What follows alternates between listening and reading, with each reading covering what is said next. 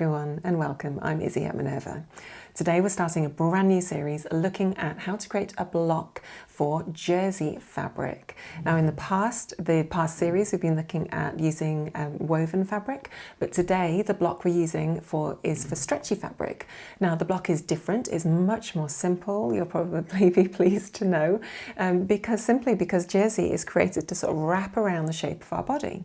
So the block is much more simple and it is a different block for jersey compared to woven fabric. In today's video, I'm going to show you how to measure your body and then how to draw the block using a series of calculations and your body measurements. I will then sew up the top and show you what it looks like and what the end result is.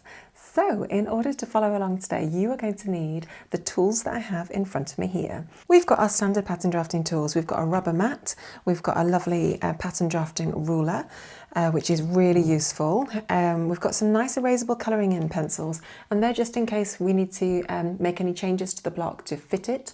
It's always good to do your fit alterations on your block in a different colour. You're going to need a calculator and then obviously some fabric to be able to sew up your samples and your toiles in. In this video, we're going to be using our very own Minerva exclusive viscose jersey in popcorn jelly. This is a nice stretch knit fabric and it's a lovely vibrant colour. I'm going to be using this fabric throughout our series just to keep everything really consistent, but you can, as long as you're using the same type of fabric for all of your samples, you're going to see those results really clearly and really easily. Obviously, jersey comes with a range of different stretch qualities, and whether it's two-way or whether it's four-way stretch. So whatever you choose to do for your sample and your toile, just make a note of that fabric, because the fit alterations that you do for that specific type of jersey may well be different if you use a different type of jersey, a more lightweight one or one with less stretch. So it's just worth bearing that in mind when you pick your jersey to be sewing your toiles up out of. It genuinely doesn't really matter, just pick a one that you like and that you can easily source. Okay, so along with our lovely fabric, you're also going to need your pins and tape measure to measure your body, and then cutting scissors for paper and whatever type of cutting tool you prefer to cut your fabric, whether it's scissors or rotary blade. And finally, I would also recommend that you purchase some spot and dot paper or some of the hemline squared paper, which is brilliant for making sure that your drawings are nice and accurate with good, neat angles and everything's all squared off beautifully.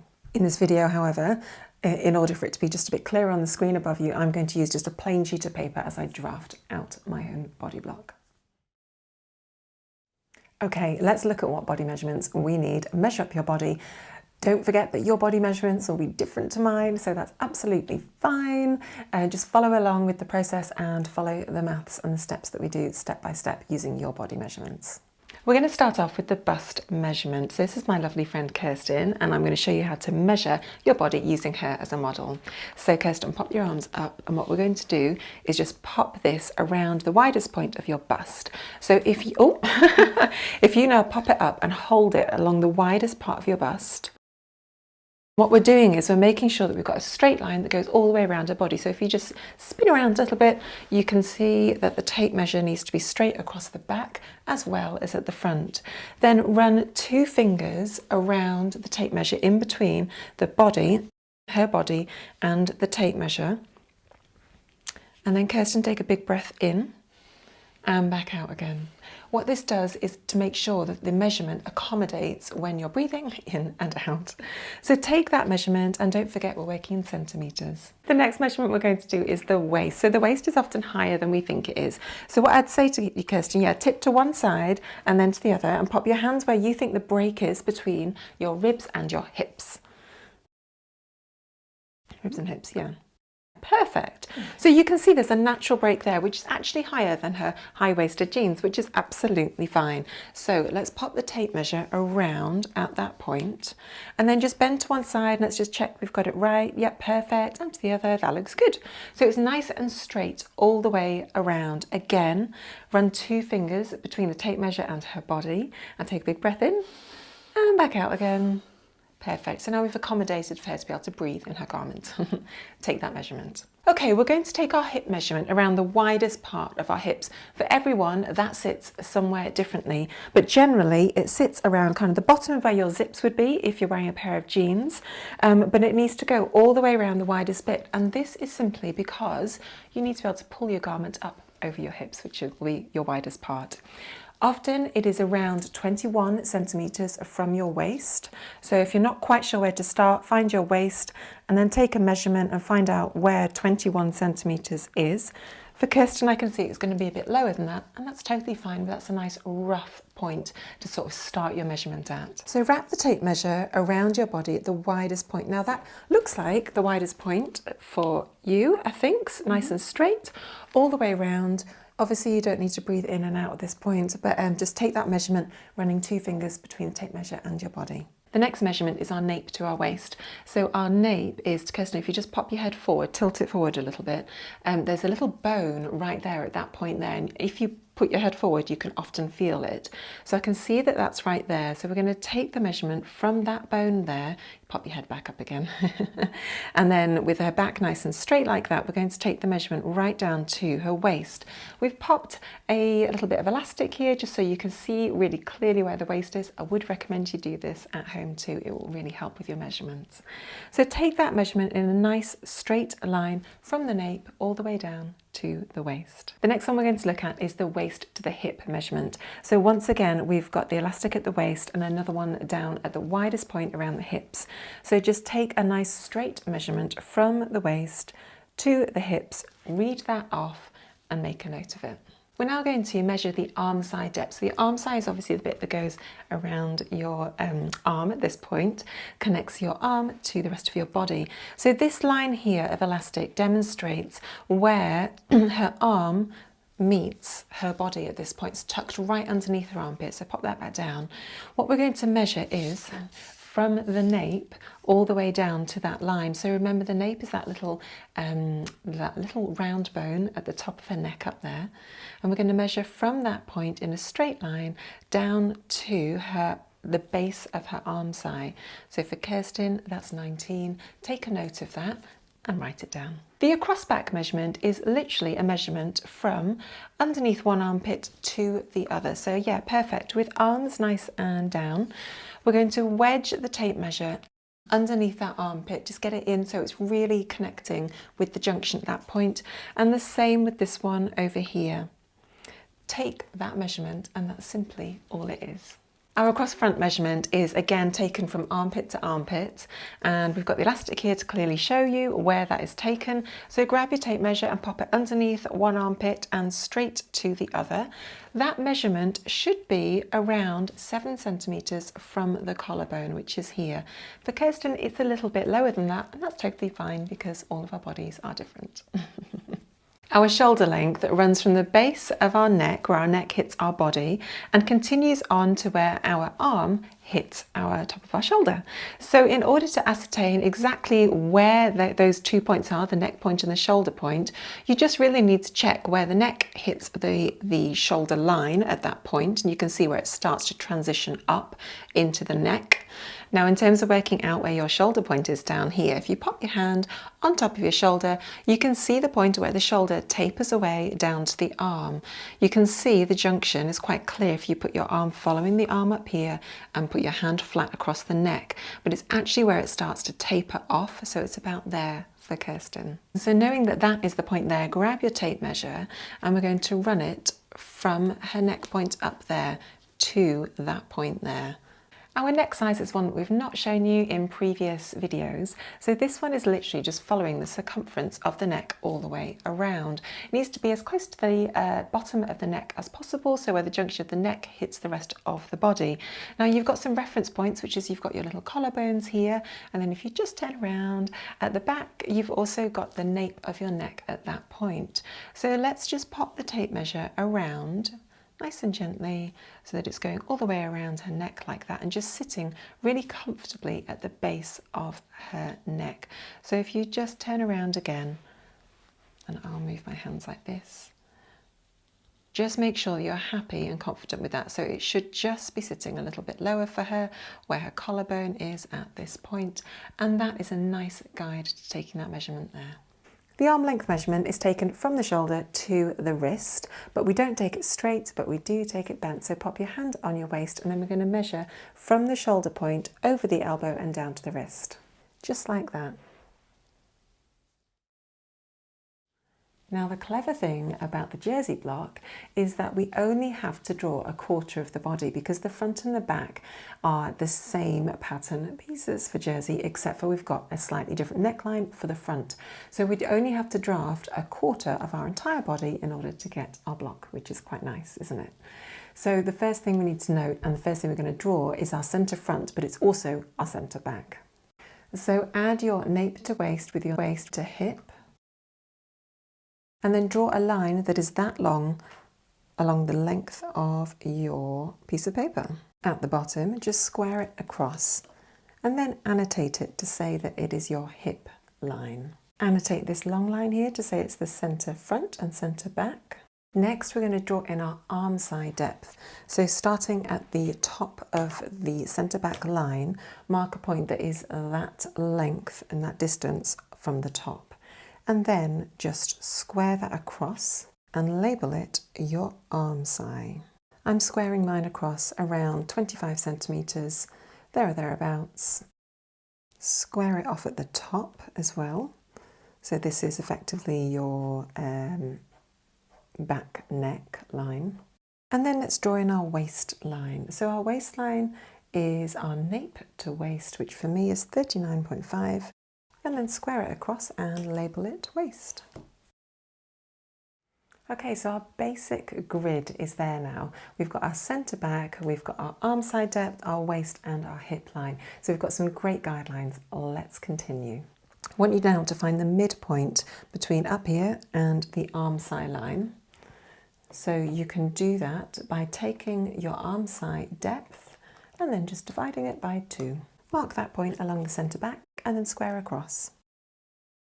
Now whatever that distance is, we want to divide it by 4, and then whatever that distance is, we're just going to offset it from the top line here.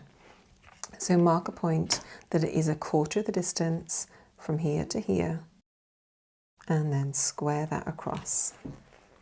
These become helpful guides for our shoulder and arm side. Okay, next, let's take our neck size and then just divide it by 5. Whatever that is, mark that distance along the top line here and then just square up by 1 centimetre. Just mark a little help point there. Then just draw in your back neck curve line. Okay, next what we're going to do is to draw our shoulder line from that help point down to this second line down here. We want our shoulder line to represent the line, the distance that we've got here. So starting with your ruler up at this top point here, I then want you to angle the ruler until the length of the ruler that matches your shoulder line hits this second line here. So just very carefully getting this ruler up here and angling it until, for me, it's 12.5 long. And then you can just draw in your shoulder line. Next, let's draw in our arm side. Take your back width measurement and divide it by 2. Mark that point along your arm side line and then just square up. Now, take your bust measurement and divide it by 4 and mark that distance along the arm side. Very simply now, we're just going to draw in an arm side from that help point we just drew up to this junction here and then up to our shoulder line. You can use your pattern drafting ruler to do this, or you can just sort of freestyle draw it in if you find that easier. Don't forget that these points are just sort of help points. The final thing we need to do for the back block is to draw our side seam. So let's do that now. So working along the hip line, I want you to take your hip measurement, whatever that is, and just divide it by 4. Whatever that length is, draw a line along the hip line that is that length. Okay, let's draw our side seam in now. Take your waist measurement and just divide it by 4. Whatever that distance is, mark it along your waistline. Then very simply, we're just going to draw a nice curve in from the arm side to the waist and then back out to the hips. Okay, that is our back block completed. However, the only thing we now need to do the front block is just to draw in our new neckline, which is obviously going to be lower than the back. So let's do that now. Let's take your neck size and again divide it by 5, then minus 1.5. Mark that distance along your centre front or centre back line, same line. And that then becomes the base of your neckline. Now what I would recommend at this point is just to sort of square it off about 1/2 centimetre or 1 centimetre so that you know you're going to get a nice line which is perpendicular to the centre front. Then just draw in your new front neckline.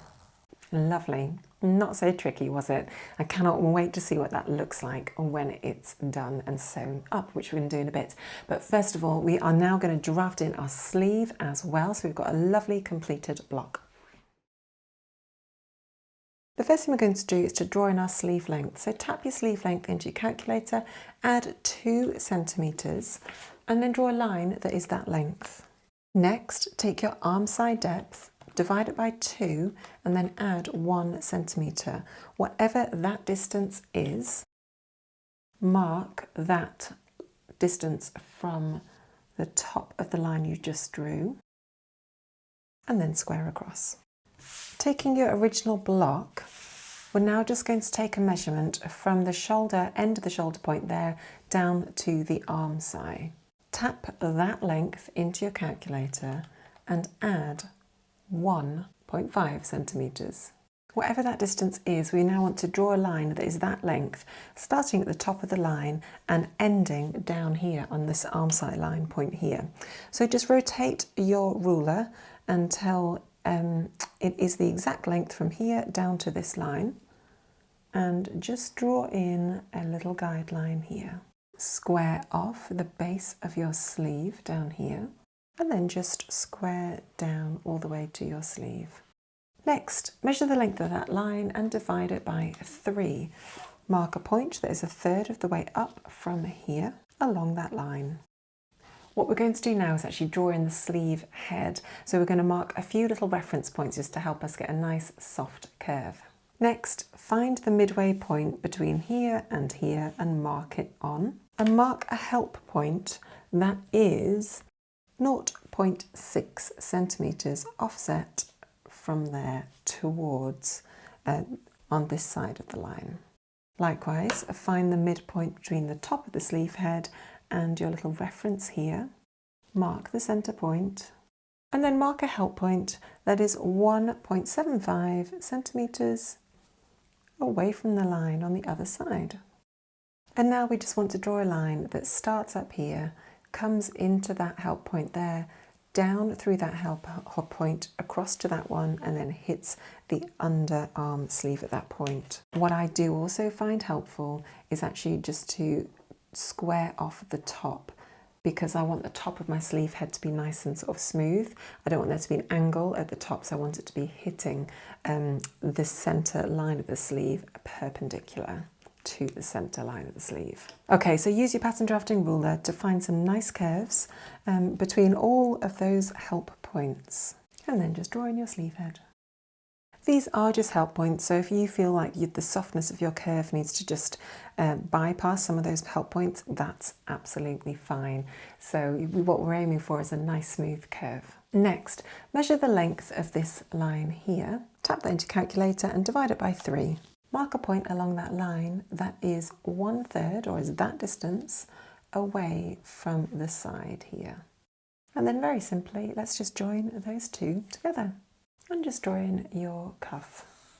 Now, obviously what we've drawn here is a full length sleeve. If you wanted to draw and adapt this to be, you know, like a shorter sleeve, you'd literally just draw a line across. It is that simple with jersey. It's really fun, isn't it? Great, so don't forget to label up both your body block and your sleeve block with your name, what it is, and also the grain line. And this is our grain line, always follows the perpendicular line to the centre line fold, which is on the side. Brilliant. Okay, so we have now drafted out our block. I'm then going to sew it up, adding seam allowances as required so that you can see the finished look. Okay, let's now create our pattern pieces. We're going to start off by tracing over the back pattern piece. So here we've got our back neck, which is just following along the original line. We've added in our 1.5 centimetre seam allowance all the way down the arm side, all the way down the side seam. Again, I've not added a seam allowance to the hem simply because we're not finishing this, we're just checking the fit, and annotated it to say the grain line follows the centre back, place on fold, and this is the basic jersey block back, and we're just going to cut one. Let's now repeat that process for the front. Then here we go, I've just shifted my drafted piece of paper across and I've just traced out along the front neckline, and that is literally the only difference that we have between the back and the front. I've also annotated a little waist notch on both of them so that we can see clearly where they're going to tie together at the waist. It's just helpful sometimes, isn't it?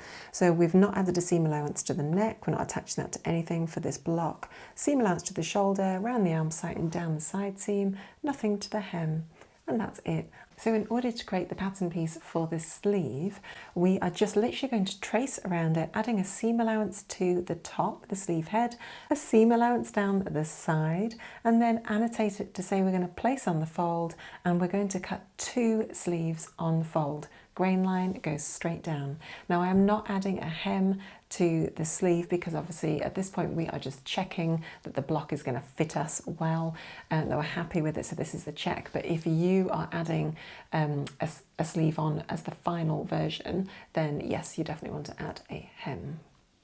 1 or 2 centimetres should be enough. I'm now going to cut that out of fabric, sew it up and check how it looks. Okay, we've got our back pattern piece and our front pattern piece. The first thing we're going to do is to sew the shoulder seams together. So let's pin and sew those 2 seams together using a 1.5 centimetre seam allowance. Now, if you're not sure how to sew with jersey, we do have some really helpful videos on our YouTube channel, which gives you loads of advice about how to sew jersey. For me, I'm just going to use a lightning bolt stitch. Next, pin and then sew the side seams so that it looks like this. And then if you're doing your final garment, you can finish by overlocking or zigzag stitching the seam allowances, but we are just going to press those seams open now to create a nice smooth seam. Next, we've got our 2 lovely sleeve pattern pieces, and we very simply just want to fold them right sides together, pin them in place and sew them using the 1.5 centimetre seam allowance so that they look like this. And then press those seams open too. The lovely thing about the jersey sleeve block for this one is that there is no front and back. They're both exactly the same, so it's really easy to insert them. So I'm going to get one sleeve, pop it in to the arm side hole here, line up the side seam of both the pattern piece and the sleeve, and then just sort of pin in place all the way around, really. It can be helpful if you have a notch up at the top of your sleeve head at the centre, just to line that up with your shoulder seam as well. So pin your sleeve in place and then just sew it using your 1.5 centimetre seam allowance. Lovely, there we have it. We've sewn the whole thing together. Let's now pop it on and see what it looks like. So here's our beautiful little jersey top that we've created, looking really cute and just fitting the body really nicely, just skimming over it beautifully. Take a little look at the length of the block. Obviously we've drafted it down to the hips, but you may well want it a bit shorter for your own top.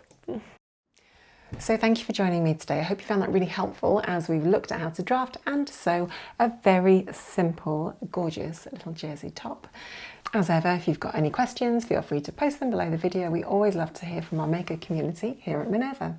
So thank you for joining me today. I've been Izzy and I'll see you next time.